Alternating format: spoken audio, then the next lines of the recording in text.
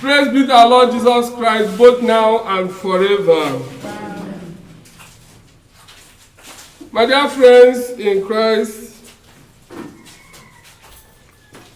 today we would like to begin by acknowledging the fact that each person has a personal space. You could call it privacy, but what it means is that each one has a right to a certain space where he has some sort of exclusive right to. If it is in football, you have what they call a team. The idea of having an 18 is to protect the goalkeeper. So a certain space is given to him. And if the referee sees that someone is dangerously entering a team and there's nobody to defend the goalkeeper, he declares the person offside.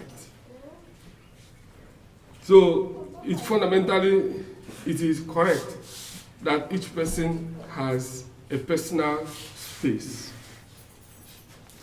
But our homily today, we border on when, how, and why somebody can, or as a matter of fact, should enter the personal space of another. So we are looking at when, why, how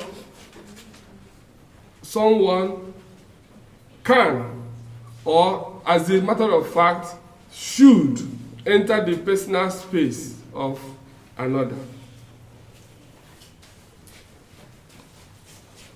Last Sunday, we attempted a functional definition of hell, which we said it was a severe acute melancholic syndrome occasioned by consistent failure to meet some fuzzy, or as it were, illusory goals.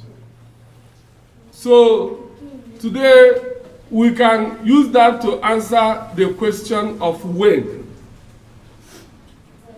If somebody is seen as being on the path to hell, that is when someone should be called to order, or can be called to order. That is when a person's personal space can be entered, or should, as a matter of fact, be entered. Like that someone is doing something, and that thing that person is doing is likely to have consequences. That is the ground. That answers the question, when. Then, we look at the other side of the question, how. How should we enter a person's personal space? It's critical. We have known why, we have known when, but how is also very critical. Knowing fully well that each person has a right to privacy. So how we invade, as it were, that privacy is important. In the Word of God today, both the second reading and the Gospel answer the question of how. Now, regarding the second reading, St. Paul tells us that we should have no obligation to anyone except obligation to charity. We should not owe anybody. Avoid getting into debt except the debt of mutual love. So if if we have to, the obligation that we have towards the other person is to love that person. And love, as it were, is classically defined as seeking the good of the other person.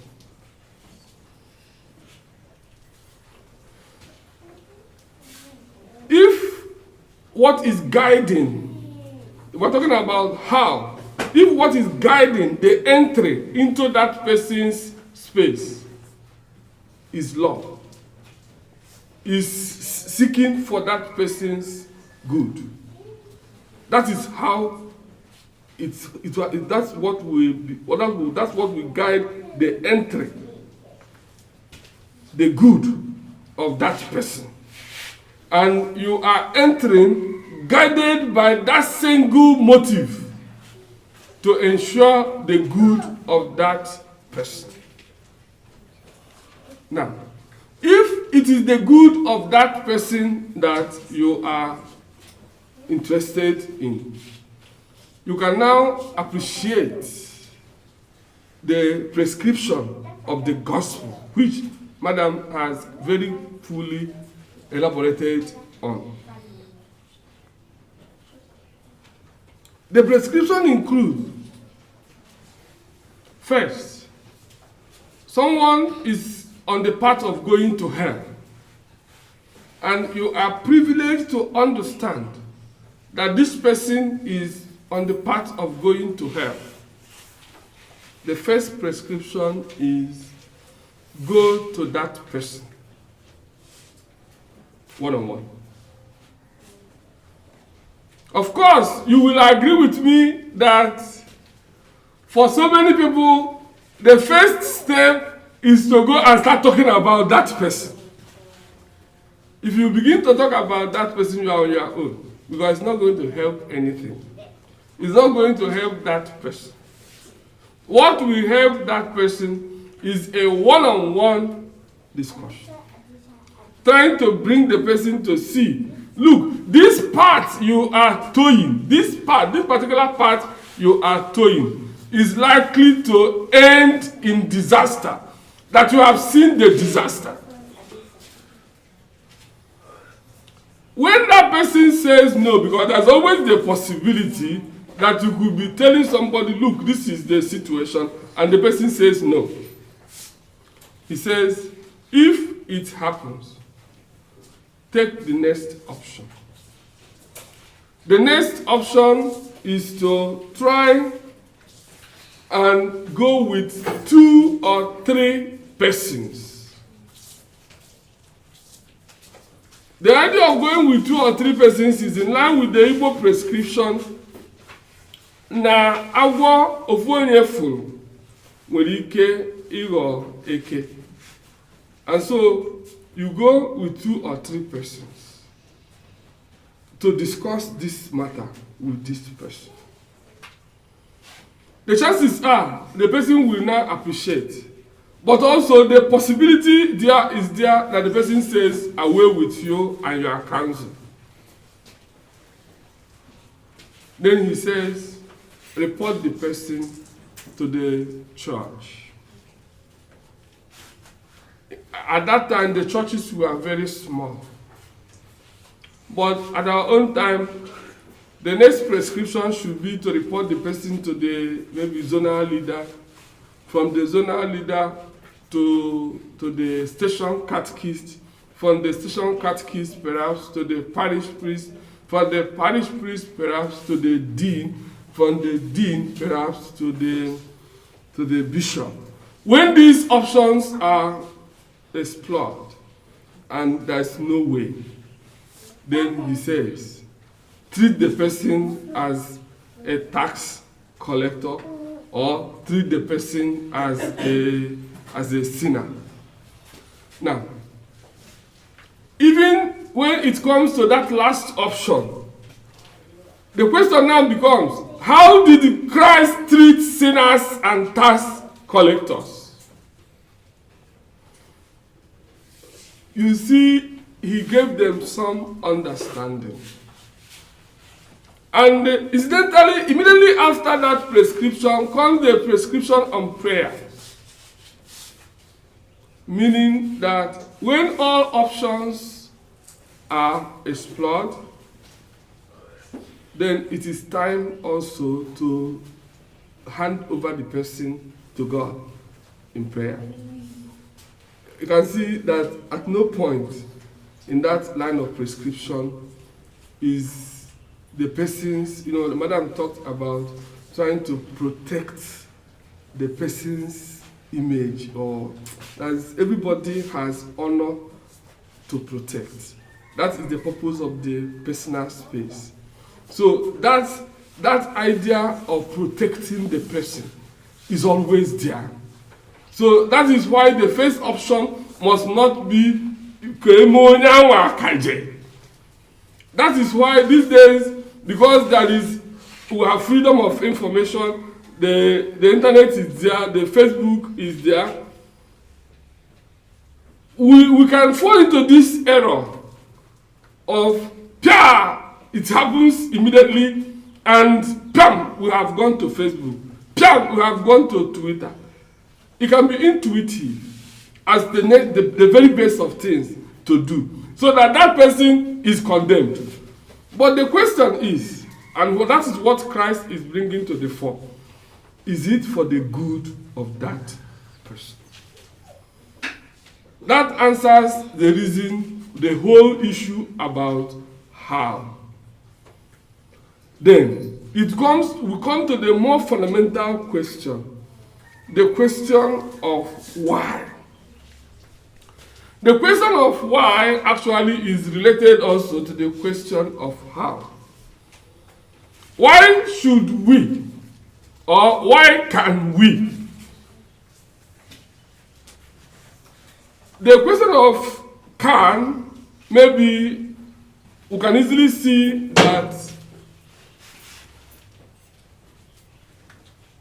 the person who is drilling is departing from God's purpose for him. And it is not the intention of God that his creatures will derail.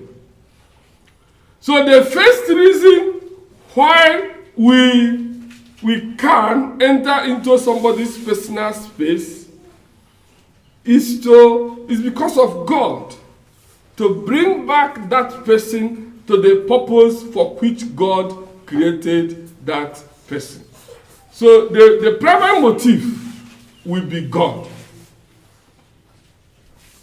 The second motive should be the person. The person who is drilling. The happiness of the person who is drilling. The good of the person who is drilling. The third is the society.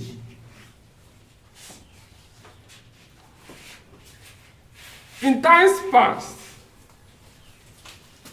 the Igbo society understands this corporate responsibility which we have to ensure that the society is okay. That's why NOGAF, as in and one direct implication of Nanwa Bunwaha, Buna, Abuna, Okenyo Abuna, Fumata Kiri Abuna, Ebone Miyana Digima. The Okenye naturally corrects the child. At times also we call the child even. And Abuna Papa Wawa, Mama Wawa, Ewenu, Nakulu Nwa Ife.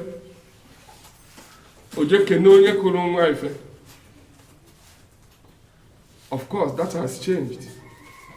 These days, Balunga Madumba, Papia Mamamia, Gabia, one ogo, Hapulum Mam, Kamzoya, Utumsi, choice. That is our personal space. But it is for the good of the society that the society is sane. Oyibo people understand this. That is why they have security, that's now that allowance they give to people who do not have work. Social security. They emphasize social security. If you grow up and you have not gotten job, they will make sure you are a bit comfortable for the sake of the society. If we leave the society to become populated by a high population of disoriented people, ndị Igbo Jew in a society, the society is threatened because a high percentage of the population are in a very disorganized state, as we can see in Nigeria, as you can see, especially in the northern part of this country. A lot of people are easily taken into killing, destroying, and stuff because of the generalized, call it poverty, call it disorientation that are prevalent there. And so we are saying, look, one reason why you must correct evil is because of the society. Now, the other, even more critical reason, which now gets to the level of should, is the fact that, as we saw in the first reading, someone who did not commit a crime can actually share a responsibility for the crime of another. So someone may commit sin, like in the first reading, God told Ezekiel, if I tell you to go and tell this man that he is not doing well, and you fail to go and tell him, he says, the man will die because of his sin. But he then says, you have a responsibility. I think he put it in the word that I'm sure you should be responsible. You should be held responsible for his death. As you share, you have a responsibility on that. And that leads us this morning again to look at the official teaching of the church. The Catechism of the Catholic Church, number 1863, that's 1868. It says that sin is a personal act, but we have a responsibility for the sin committed by others when we cooperate in them. Sin is a personal act, but we have a responsibility for the sins committed by others when we cooperate in them. And then 9 ways we can cooperate or share in the responsibility of sin of others. They include, we're going to look at them, and that will end the homily at that point. 1, by counsel. Suppose someone comes to you, a critical situation. Let's take, for example, a young lady who took in for someone she doesn't really want to settle down with. And then there is somebody who is serious, who wants to settle down with her.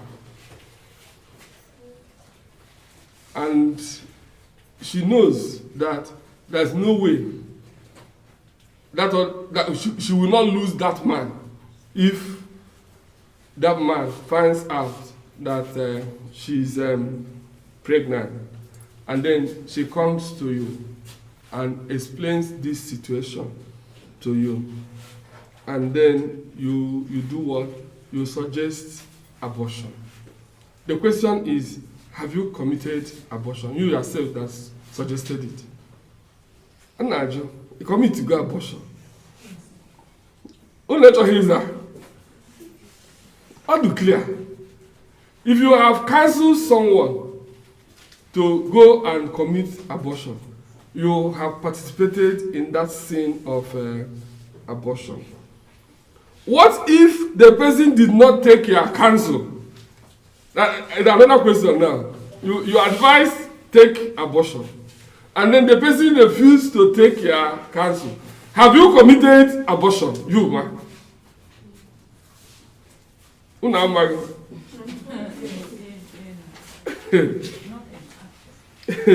You have committed abortion because you have said, you have advised someone, go and do.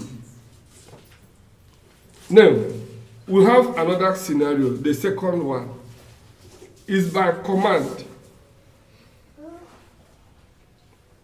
This command is dicey, but it might even be indirect. You can say, look, we don't have food in this house. Go and do whatever you can. I mean, whatever is possible to get food on this table. You have given a marching order. Go and get food on this table. Now, if that person that received the marching order goes and steals in order to get food on the table, are you a part of the thief? Yes or no? Yes. Okay, good. Number 3, by consent. By consent. Somebody comes to you and describes an idea. And the idea he described is something not good, but he wants to go and steal. And he gives you a sufficient reason in your own mind that will justify that stealing. And then you tell the person, great idea, go ahead, do it. Have you stolen with that person? Or do you need to go with that person in order to steal? You have stolen with that person. You have participated. Also, you have na bia palo ke no. O ke we bia ko yum na neme. Is that iru tie ye tip kasaya ho. Is so weti.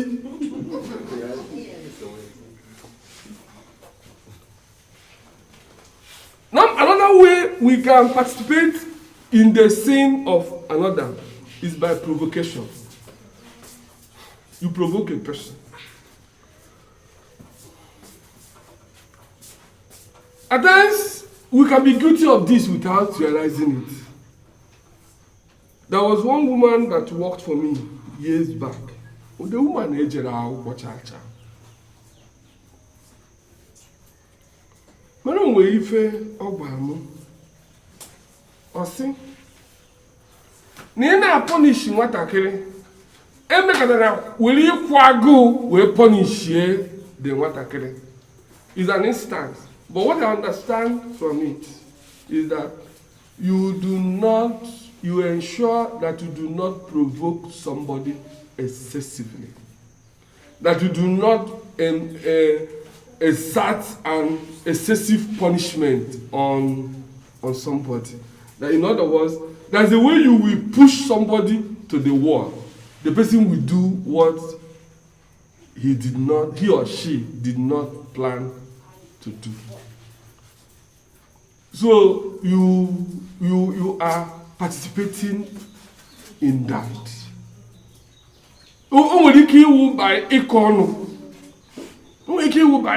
Because without knowing the implication of ihe na-eme,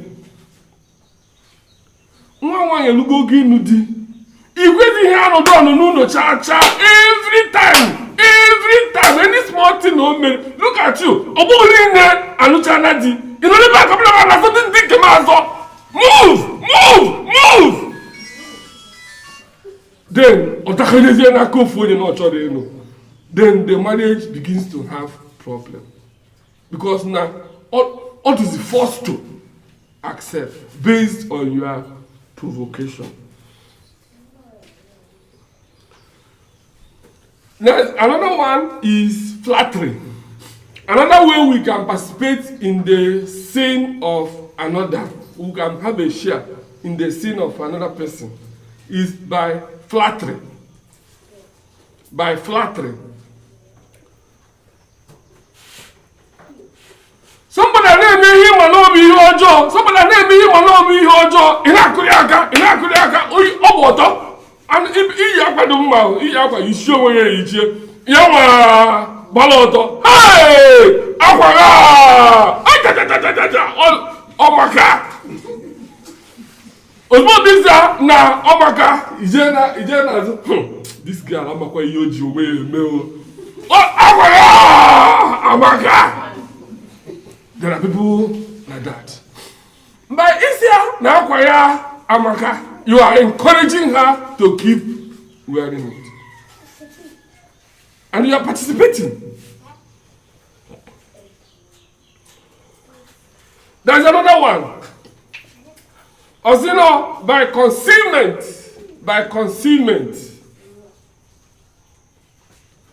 Igafu, mother made something. Also, because ka mad. Is there? I didn't see you. We didn't meet. I didn't. so which means you are covered. Because we didn't see, we didn't meet, we don't know anything. Now, the catechism says it's part of a way of sharing in the sin of another. The other one is by partaking. Onye nkozo atutaru ejebe. Maọbụ ịma ụfọdụ ndị parents ị na-enye nwa gị maximum 5,000 per month.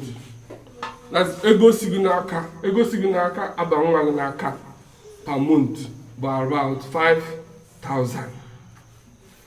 Then nwa gị eburu phone 50,000. Onwe ihe ọ na-arụ o buru phone 50,000 bata. Iju yes, ebe ego si nwete ego jiri mee phone a. No, Chiamaka, phone ahụ on, but ego ji were save. Upon the ese dị mmadụ. They are partaking in their crime. By silence. You keep quiet. No, basa ahụ. You see, this is why all of us will share in the rot in this country. Because we are all silent in the face of evil. Any name is Chalon.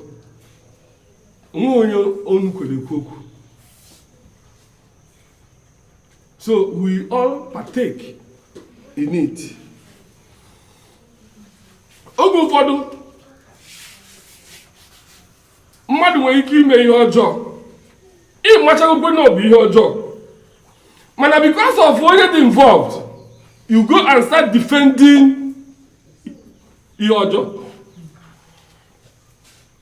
ịmakwa na ọ bụ ihe ọjọọ nwa akụkọ mụ na akụkọ sometime about igwe ndị asị ezitere ozi na cabinet meeting asị na nwere ụmụaka jere ugwu eke ụmụ boys jere ugwu eke osisi na ndị a jere ugwu eke ebe a anaghị egwu eke osisi na those boys na-ejegbu na ha eme arụ na ha ga-eme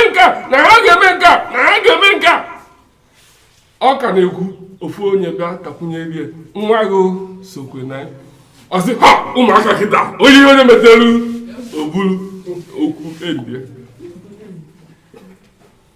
Because there is an interest. You know, if you say evil, you refuse to call evil evil. So you participate in the evil by so doing. So these are some of the issues we are reminding ourselves. It's not like me that is saying it, that I'm not guilty of some of them. But it is important that we know what the church teaches.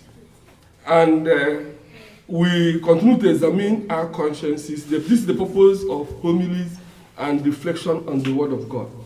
So that we continue to examine our consciences and get ourselves guided by the Word of God. So that onye ọzọ jekọta okwu anyị participate na okwu onye ọzọ ketara onwe onye.